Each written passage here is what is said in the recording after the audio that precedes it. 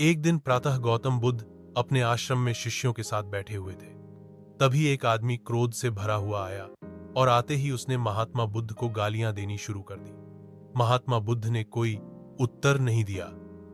वह आदमी अपने आप खड़ा हुआ गालियां बकता रहा।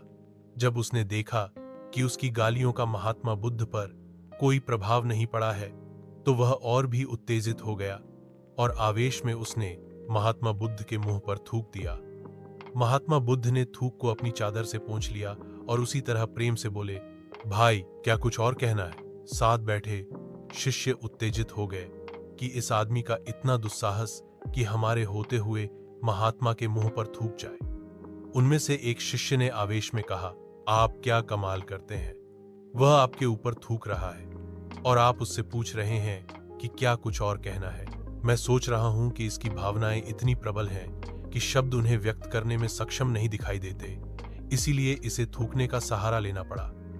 हो सकता है यह अब भी अपने दिल का बोझ उतार न पाया हो, इसलिए पूछता हूं कि क्या कुछ और कहना है।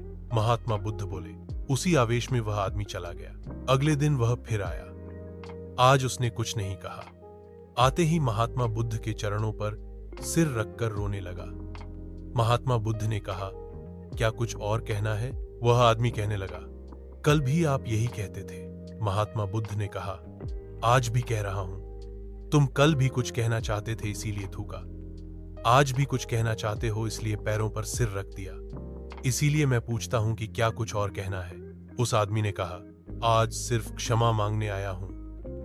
रात भर सो न सका, अपने कृत्य पर बड़ी ग्लानि हुई और इसी कारण शर्मसार हूं। कल मैंने आपके ऊपर थूक दिया था, इसीलिए अब शायद मैं आपका प्रेम पाने का अधिकारी।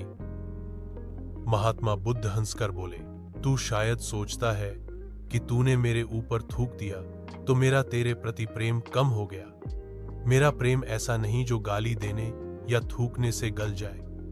मेरा प्रेम वह प्रेम है जो कि पहले भी था, अब भी है और आगे भी रहेगा। तू चाहे गाली दे, चाहे थूके, चाहे और कुछ हानि पहुंचाए, यह प्रेम कम नहीं होगा।